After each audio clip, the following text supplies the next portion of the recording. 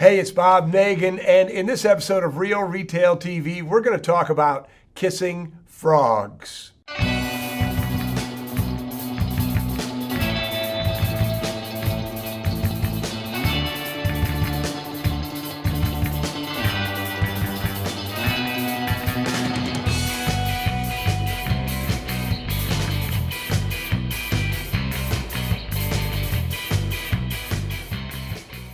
Kissing frogs. It is a great metaphor for the need to move on from people, situations, product, services that don't work. So I learned this metaphor, this model, from my friends Jim and Audrey Langford.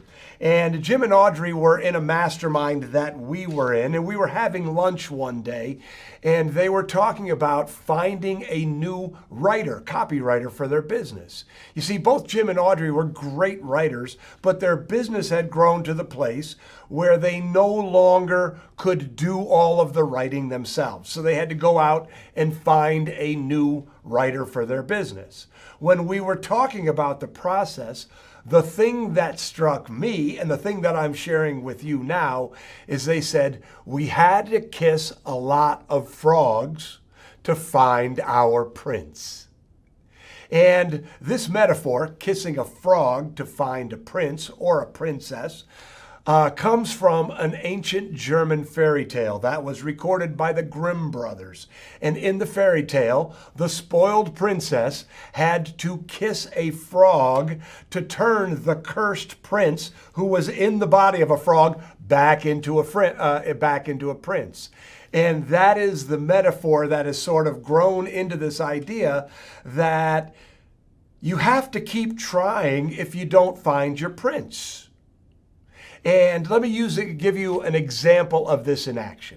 Here at Whizbang Retail Training, over the last 20 years, we have probably been through 6 different accountants. And every time accountant doesn't work out, Susan and I look at each other and say, time to kiss another frog, meaning we have to try someone else. And we kissed all of these frogs, and finally the frog that we kissed, our current accountant, turned into a prince, or in this case, a princess. But the point is you keep trying. You see, the tendency, at least for us, before I had conceptualized it as kissing frogs, was if something didn't work out, I would just get very, very frustrated. Now that I understand this idea of kissing frogs, rather than get frustrated, we now become proactive about kissing another frog. The frustration has turned into a proactive stance. And so it's not just people. It's not just your accountant, your lawyer, maybe your manager, maybe an employee on the floor. So it's not just people who are in your business or your life. It could also be things like programs, products, services.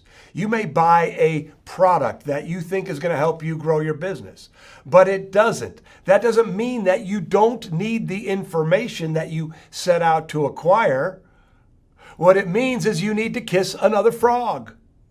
And that is how I'm asking you to look at progress in your business and your life.